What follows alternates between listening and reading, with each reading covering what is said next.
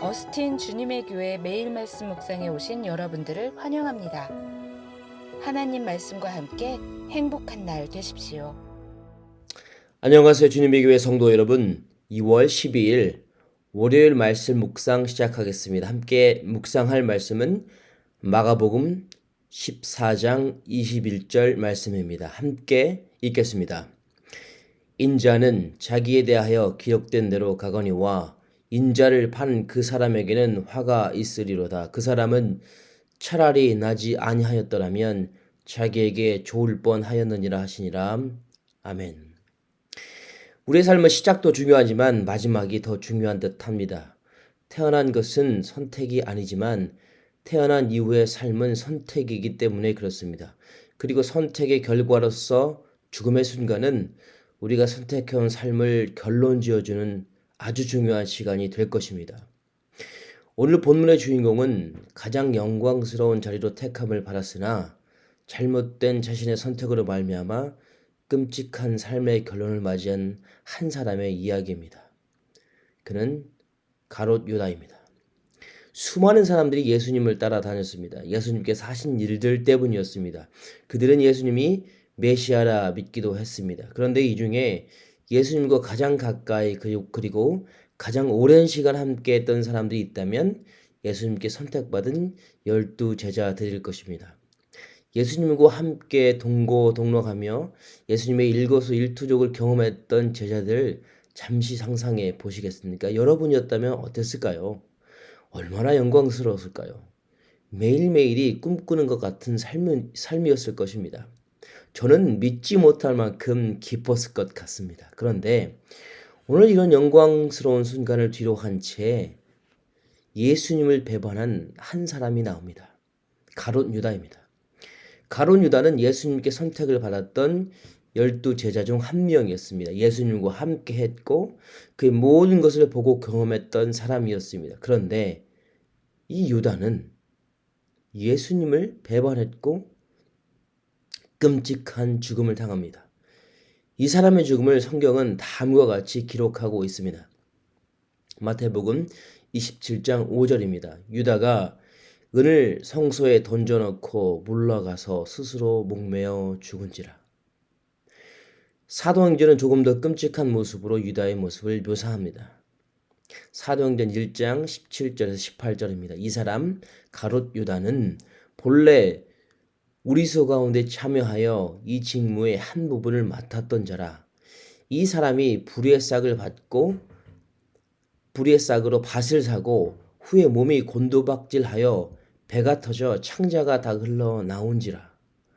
도대체 무슨 일이 일어나는 걸까요? 무엇이 유다를 가장 영광스러운 12 제자의 자리에서 말도 안 되게 끔찍한 삶의 마지막을 경험하게 했을까요? 예수님께 선택을 받고 예수님의 가장 영광스러운 순간들을 함께했던 기억과 삶을 뒤엎을 만한 큰 중요한 것들이 무엇이 있었을까요? 왜 그랬을까요 도대체? 오늘 본문 마가복음 14장 21절을 함께 읽겠습니다. 인자는 자기에 대하여 기록된 대로 가거니와 인자를 파는 그 사람에게는 화가 있으리로다. 그 사람은 차라리 나지 아니하였더라면 자기에 좋을 뻔하였느니라 하시니라. 아멘. 가룟 유다가 영광스러운 자리에서 끔찍한 죽음의 자리로 간 이유는 단 하나였습니다. 예수님을 팔았기 때문이었습니다. 그리고 유다는 예수님을 판 대가로 은 30세겔을 받고 그 후 스스로 목숨을 끊었습니다. 그 결과 예수님의 영광스러운 12 제자에서 예수님을 판 배신자로 스스로를 전락시켜 버렸습니다. 그런데 생각해 보니까 이보다 더 끔찍한 사실은 2000년이 지난 시점을 사는 우리에게 여전히 가룟 유다는 예수님을 판 그렇게 배반한 사람으로 낙인이 찍혀 있다는 것입니다. 단지 예수님 시대 때 그때만 있었던 그런 일을 저질렀던 사람이 아니라 여전히 지금 우리에게도 그렇게 예수님을 판 사람으로 배반한 사람으로 그리고 끔찍한 죽음을 당한 사람으로 우리에게 여전히 기억되고 있다는 것이죠. 이게 참 처참한 사실 같아요. 예수님을 배반한 자 가롯 유다. 그렇게 본문을 읽으면서 한 가지 질문이 들었습니다. 왜 유다는 예수님을 배반했을까? 왜 팔았을까? 무엇이 유다로 하여금 예수님을 팔게 했을까? 여러분의 생각엔 유다가 왜 예수님을 배반하고 예수님을 팔 결정을 했을까요? 결론부터 말씀드리자면 유다의 탐욕 때문이었습니다. 유다는 자신의 탐욕으로 인해 은 30세겔에 예수님을 배반했고 팔았습니다.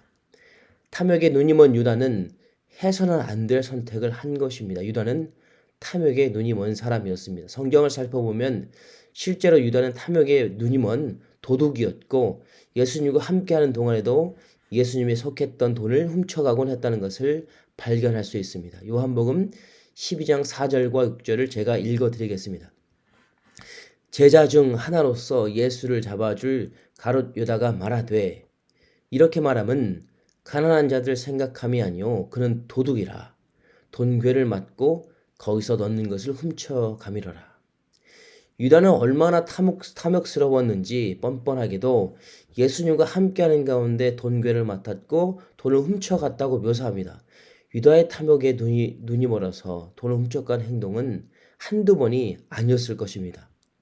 자신의 이익을 위해서는 남의 것을 훔칠 수 있는 도둑, 자신의 이익을 위해서는 예수님까지도 팔 수 있는 도둑이 바로 가롯 유다였습니다.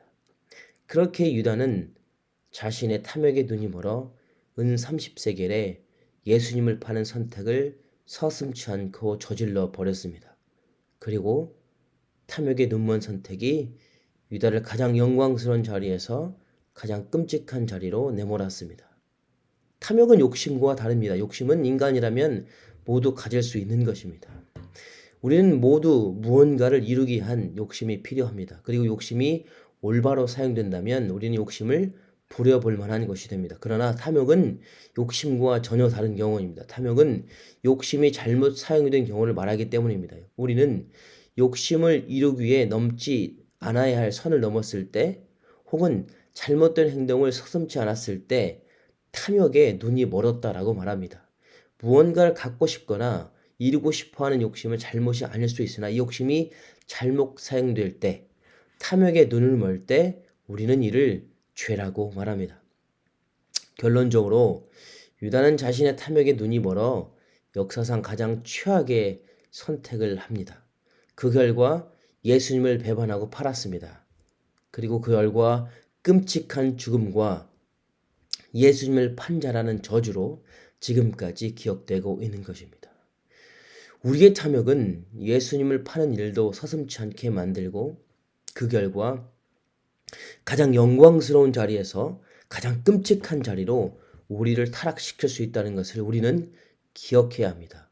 아담과 하와도 그랬습니다. 아담과 하와는 하나님으로부터 모든 것을 허락받았던 어쩌면 인류 역사상 가장 축복받은 사람들이었을 것입니다. 그런데 선악과를 따먹는 날에는 너희가 하나님과 같이 될 거라는 사단의 속임수에 넘어갔습니다. 정확히 말하자면 탐욕에 눈이 먼 아담과 하와는 인류 역사상 최악의 선택을 하게 됩니다. 그리고 하나님을 배반합니다. 탐욕에 눈 먼 아담과 하와는 하나님을 배반하고 결국 가장 영광스러운 자리에서 역사상 가장 저주의 자리, 즉 죄를 세상에 들여온 존재로 타락해버렸습니다. 탐욕에 눈 먼 아담과 하와가 하나님을 배반한 대가는 너무나 컸습니다. 자신들도 죽었지만, 자신들도 죄인이 되었지만 인류 모두에게 죄를 그리고 죽음을 가져다 주었기 때문입니다. 그렇게 오늘 가룟 유다를 통해서 하나님이 말씀하시고자 하는 것에 우리는 반드시 귀를 기울여야 합니다.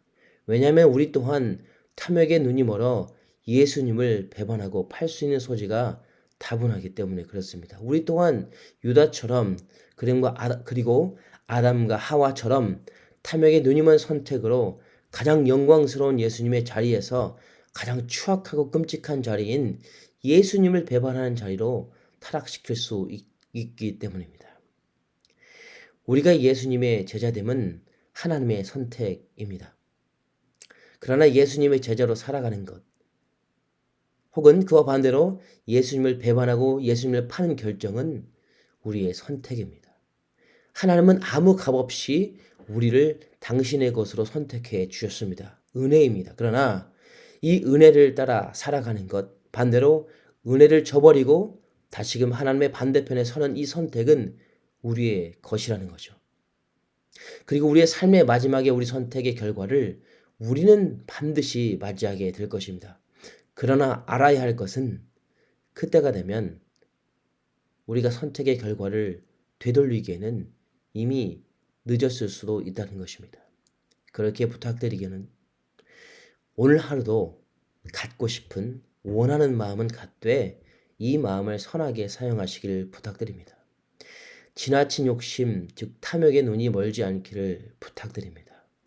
그러기에 욕심이 아닌, 더욱이 탐욕이 아닌 하나님이 주신 것들에 대한 만족으로 오늘도 하루를 살아가시길 부탁드립니다.